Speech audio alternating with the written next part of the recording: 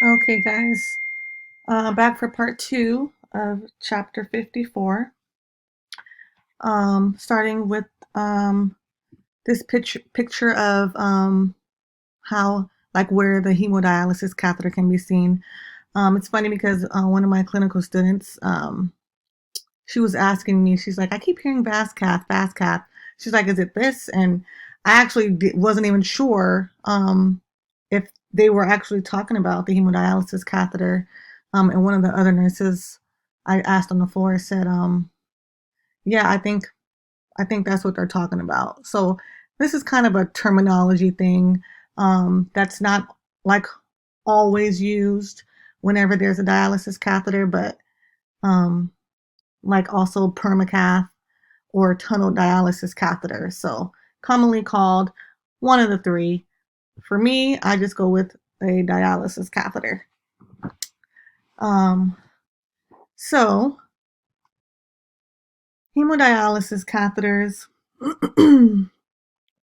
you'll get very used to what they look like. They are very different looking from central lines. They usually have the red and yellow adapter ports that make them very distinguishable um, from central lines. We usually wrap them up differently as well from central lines since they're so close to being in the same exact spot. So if you have a patient with one, just make sure you get a look at it so that way you can decipher the two in the future. So let's see. Like I mentioned earlier, the hemodialysis is used for patients who are acutely ill and require short-term dialysis for days to weeks. And that's just until the kidney function resumes. Most patients receive intermittent hemodialysis, and it involves treatments 3 times a week. The objective of the hemodialysis is to extract the toxic nitrogenous substance. Let's see. So this is a little picture of the internal arteriovenous fistula grafts. Um, the preferred method of permanent vascular access for dialysis are the arteriovenous fistulas. Um, it creates a surgical joining of an artery and a vein on either side. Um, well, they are either side to side or end to side. But the picture kind of explains it very well. You can see the connection here. Um, and let's see. The access will need time to heal and mature, and that usually takes 2 to 3 months. So even after they first get it, they'll still sometimes have a regular dialysis catheter that's um, that's just basically going to be used periodically until that fistula heals. As the AV fistula matures, the venous segment dilates due to the increased blood flow, and that's when you can really feel that bruit and thrill at that area. It'll literally feel like um, a whooshing of fluid. And if you put your stethoscope on it, you can actually hear the whooshing sound as well. But I love feeling them because you can really feel that bruit and that thrill. Once sufficiently dilated, it will then accommodate the two large bores, um, 14, 15, or 16 gauge needles that are inserted from the dialysis treatment.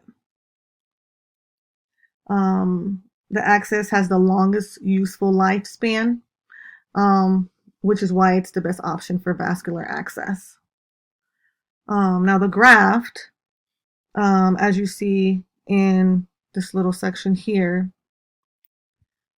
um, it can be created by subcutaneously interposing biologic, semi-biologic, and synthetic graft material. between an artery and a vein. Grafts are usually placed in the arm, but may be placed in the thigh or chest wall. Stenosis, infection, and thrombosis are the most common complication of this access.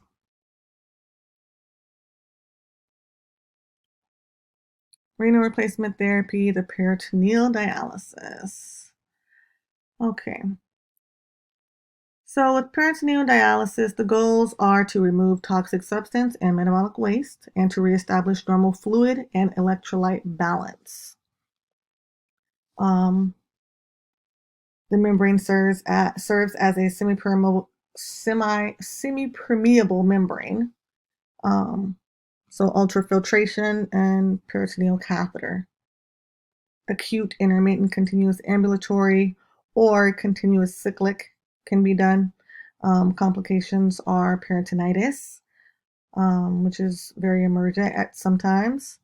Sometimes the symptoms can be found kind of late, but usually when they're in the hospital, they're very noticeable. Um, then there's also the complication of leakage and also bleeding. Um, Peritoneal dialysis may be the treatment of choice for patients with kidney diseases who are unable or willing to undergo hemodialysis or a kidney transplant. Um, the peritoneal membrane that covers the abdominal organs and lines the abdominal wall is what serves as that semi-permeable membrane. Just a little extra information for you there. Here's some pictures showing you, most likely this one's in the hospital and this one is doing it at home, which is also an option after they've already been started. And that's where a lot of patient education is performed to prepare the patient. And also the equipment, of course. Another picture here showing you the peritoneal dialysis.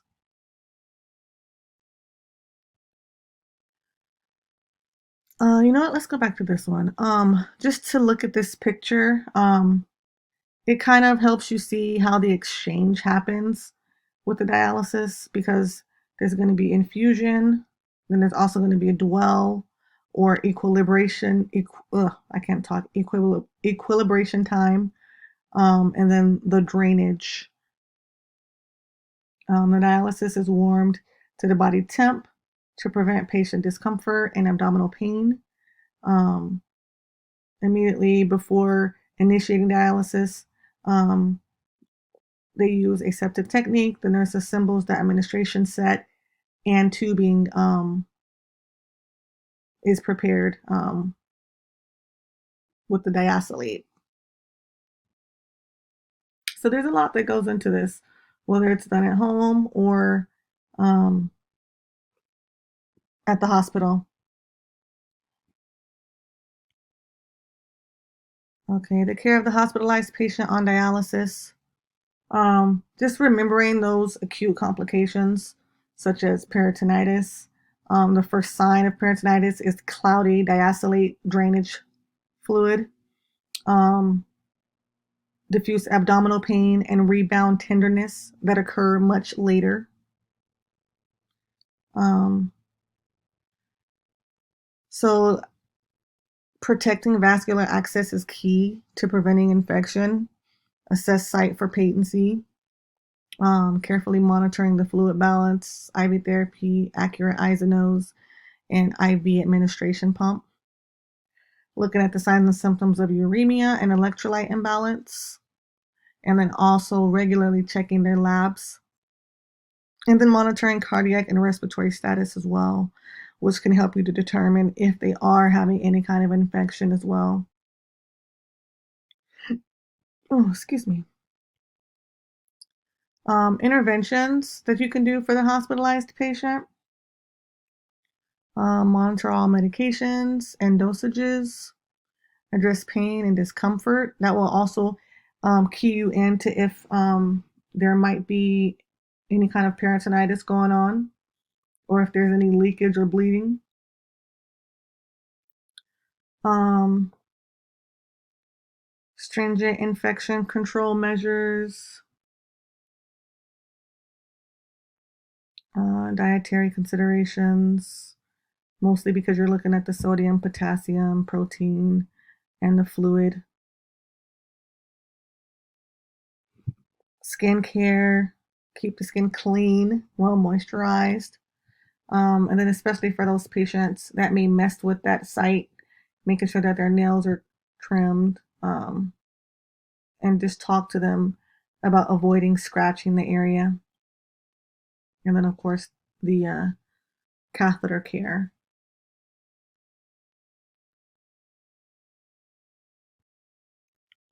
All right. Next is kidney surgery. With kidney surgery, there's going to be preoperative considerations such as um, fluids are encouraged to promote increased excretion of waste products before surgery, unless they're contraindicated. If the kidney infection is present, then preoperatively broad spectrum antimicrobial agents may be prescribed to prevent bacteremia. And then also too, just thinking of the coagulation studies, which may be indicated if the patient has a history of bruising or bleeding. Um, Perioperative concerns, um, postoperative management, and then always considering the potential of hemorrhage, shock, abdominal distension. Sorry, some of these pictures are in the way. Oops, sorry guys.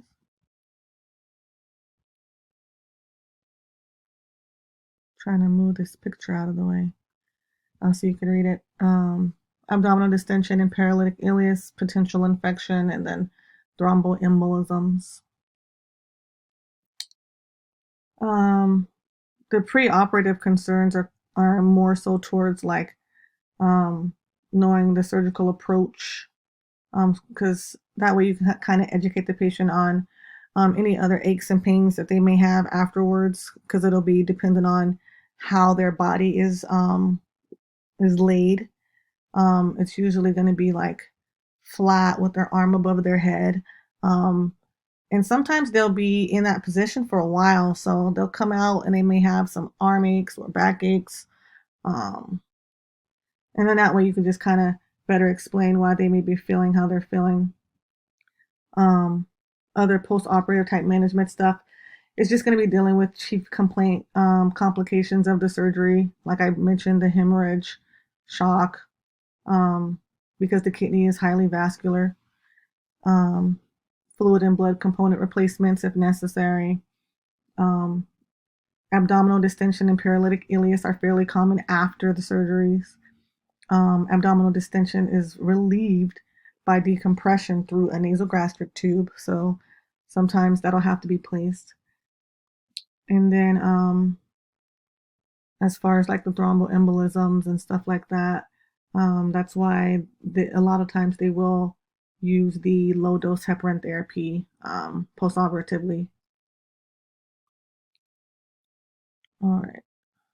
Here's what I was talking about as far as positioning and incisional approach. The position is going to be based upon the incisional approach. Okay, next is kidney transplantation. Actually, before we go to kidney transplantation, immediate postoperative care will be looking at respiratory and circulatory status, pain level, fluid and electrolyte status, patency, and adequacy of urinary drainage systems. So just those are a few things to remember. And then the complications we kind of already went over a little bit. Another complication though, however, other than the ones I had already mentioned previously, are hypoxemia, hypovolemia. That's why it's just good to monitor vital signs, skin condition, urinary drainage, surgical incision site, and level of consciousness. one of the late signs is actually hypovolemia. So if you ever get to that point, then you know that you missed a few of those other signs and symptoms early on. And then also pneumonia. That's always something that's patients can possibly get after a procedure, which is why we always have them use that incentive spirometer. Um, it can be prevented by using the incentive spirometer and by adequate pain control and early ambulation. Um, all right, I think that's enough. I'll go over more later. All right, kidney transplant. All right, with kidney transplants, prior to either receiving or donating an organ, an extensive medical evaluation has to be performed. There are contraindications, which include like recent malignancy, active or chronic infection, severe irreversible extrarenal disorders, like inoperable cardiac disease, chronic lung disease, severe peripheral vascular disease, any active infections such as like HIV, hepatitis B and C, class 2 obesity, which is a body mass index greater than 35, current substance abuse, inability to give informed consent, and history or non-adherence to treatment regimens. The transplanted kidney is placed in the patient's iliac fossa, which this is kind of showing you. It's anterior to the iliac crest because it allows for easier access to the blood supply needed to perfuse the kidney. The ureter of the newly transplanted kidney is transplanted into the bladder or anastomosed, which means connected, to the ureter or the recipient. Once the blood supply has been reestablished to the transplanted kidney in the operating room, urine should begin to flow. The production of urine is at this stage is an important indicator of overall success of the procedure and ultimate long-term outcomes. Now they do say in research that as far as how fast that new kidney takes over will depend on whether or not the recipient was, or not the recipient, the donor, if they were a live patient versus a cadaver patient that had already passed away. They say that if it was a live patient, that the kidney function usually kicks in a lot faster, like within 24 hours, if not right away. And with the donor patients that have already passed, and they just kept their body actively working to keep the blood flow in that kidney, sometimes those recipients, their new kidney doesn't start to take over for sometimes a few days, and they have to continue dialysis until that kidney finally starts to function. The preoperative management consists of tissue typing, blood typing, antibody screening is performed to determine compatibility. Both patients must be free of infection at the time of kidney transplant. And after surgery, medications are used to prevent transplant rejection. Those medications will suppress the immune system, leaving the patient immunocompromised, which is helping them in order to keep the kidney working and from the body attacking it, but it also puts them at a risk for infection. So let's see, what else do we have here? Post-operative nursing management. The goal of postoperative care is to maintain homeostasis until the transplanted kidney is functioning well. The patient whose kidney functions immediately has a more favorable prognosis. The donor will also require the same level of care provided to the recipient. Um, Things that you'll be assessing include all body systems, pain, fluid and electrolyte status, and patency and adequacy of the urinary drainage system. Diagnosis, ineffective airway clearance. These are some of like the nursing diagnosis. Ineffective breathing pattern, acute pain, fear and anxiety, impaired urinary elimination, and a risk for fluid imbalance. So stuff that you should be looking for, so that way, if needed, it can be corrected immediately. Complications include bleeding, pneumonia, infection, and DVTs. Pretty much anything that is surgery related. Um, so let's see. Interventions, pain relief, analgesics, promote airway clearance and effective breathing, monitoring urinary output, maintaining patency of the urinary drainage system, um, using strict asepsis with catheter. So that way, it's pretty much all of that prevention of CAUTI, catheter-acquired urinary tract infections. Monitor for signs and symptoms of bleeding, encourage leg exercises, early ambulation, and monitor for signs of DVT. Let me see.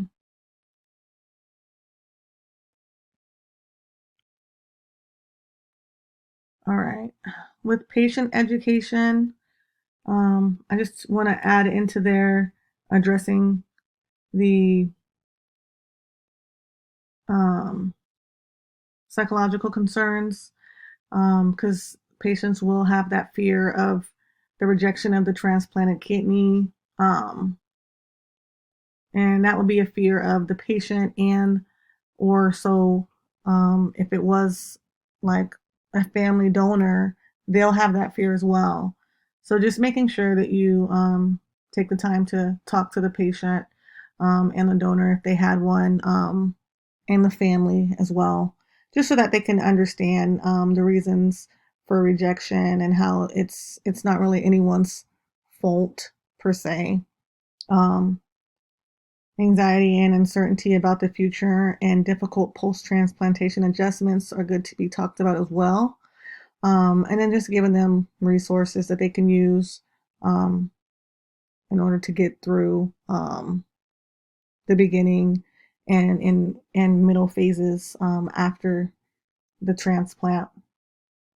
And then just to monitoring and managing potential complications, like I said before. Um, but as far as specific education, instructing both patient and family.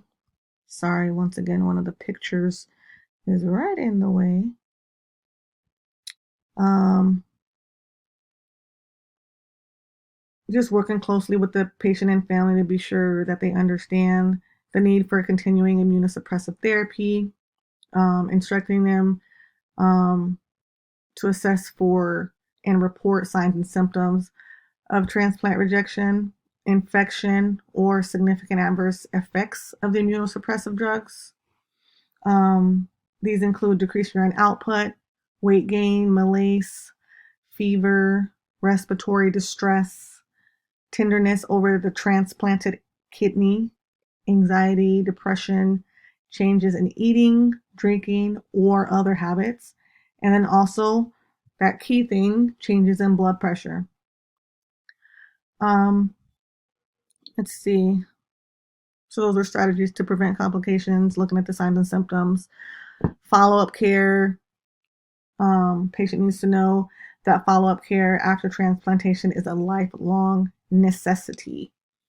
Um, they need to be instructed on diet, medications, fluids, daily weight, daily measurements of urine, um, prevention of infection, chronic rejection, resumption of activity, um, and avoidance of contact sports in which the transplanted kidney may be injured.